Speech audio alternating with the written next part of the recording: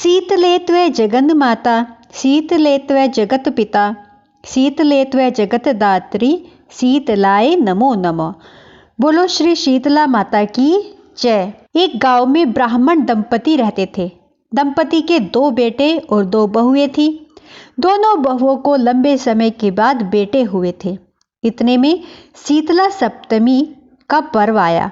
घर में पर्व के अनुसार ठंडा भोजन तैयार किया। दोनों बहुओं के मन में विचार आया कि यदि हम ठंडा भोजन लेंगी तो बीमार हो जाएंगी। बेटे भी अभी छोटे हैं।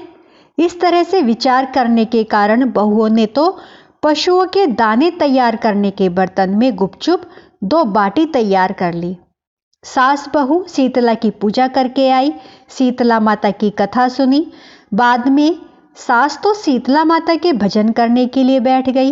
दोनों बहुएं बच्चे रोने का बहाना बनाकर घर आई।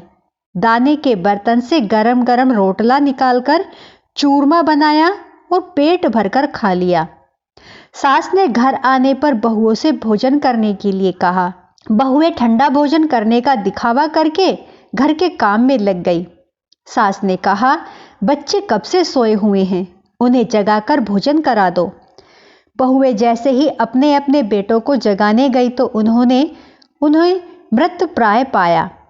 ऐसा बहुओं की कर्तृत्वों का फलस्वरूप शीतला माता के प्रकोप से हुआ था। बहुएं विवश हो गई। सास ने घटना जानी तो बहुओं से झगड़ने लगी। सास बोली कि तुम दोनों ने अपने बेटों की बदौलत शीतला माता की अवहेलना की है, इसलिए अपने घर से निकल जाओ और बेटों को जिंदा स्वस्थ लेकर ही घर में पैर रखना।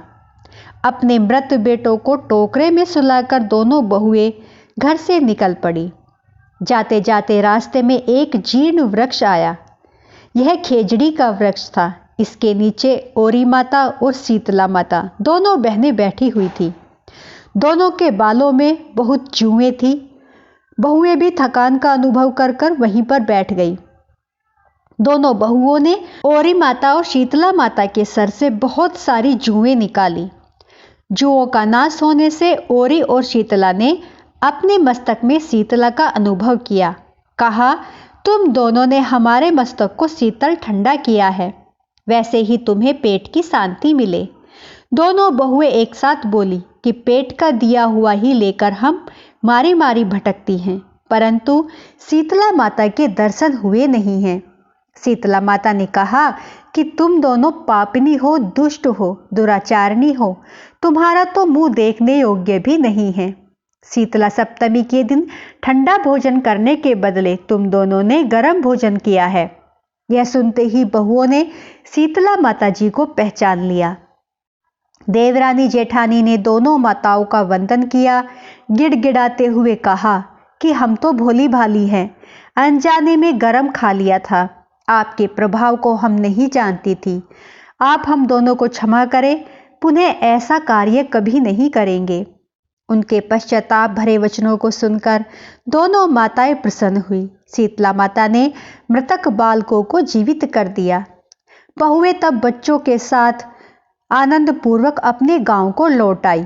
गांव के लोगों ने जब यह सुना कि बहुओं को शीतला माता के साक्षात दर्शन हुए थे, दोनों को धूमधाम से स्वागत करके गांव में प्रवेश कराया गया। बहुओं ने कहा, हम गांव में शीतला माता के मंदिर का निर्माण करवाना चाहती हैं। चैत्र महीने में शीतला सप्तमी के दिन मात्र ठंडा खाना ही खाएंगी। शीतला माता ने बहुओं पर जैसी दृष्टि की, हे शीतला माता, सब पर अपनी कृपा वैसे ही करना, सब पर अपनी दृष्टि करना। श्री शीतला माँ सदा हमें शांति, शीतला तथा आरोग्यता देना। बोलो श्री शीतला माता की जय। हे शीतला माता, सदा अपनी कृपा और दया सदा हम पर बनाए रखना। तो आज की कथा दोस्तों यहीं पर समाप्त होती है। मेरी वीडियो आपको पसंद आई हो तो प्लीज़ लाइक, सब्सक्राइब, शेयर जरूर करें। आप सभी को हाथ जोड़कर प्रणाम।